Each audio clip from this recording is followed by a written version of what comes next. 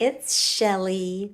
Now, listen, I know a lot of you think that our president is a stupid, idiotic, moronic dictator.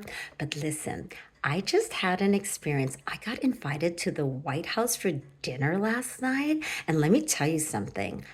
President Trump is so different behind closed doors. It's just all an act. He's actually really smart. In fact, Donald J. Trump, the J, that stands for genius. Like I was standing there looking at a portrait of Ronald Reagan, and he goes, Shelly, you want to know what the best thing about that guy was? And I go, what? And he goes, his hair. So funny. Oh my God, Kid Rock was laughing. Bill Maher was laughing. Bill Maher was there. Oh my God, me and Bill were looking at each other like, what? This guy's not crazy.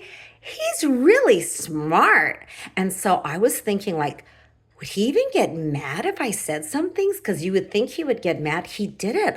I said, President Trump, so you guys mistakenly deported Kilmar Abrego Garcia to El Salvador, right? Because you thought he was a gangster. So you guys should bring him back now, right?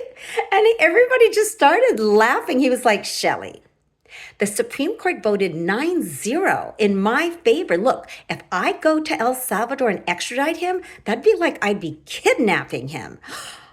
I never even thought of it that way. Oh my God. But then I said, but he didn't get due process, right? And everyone just like started laughing.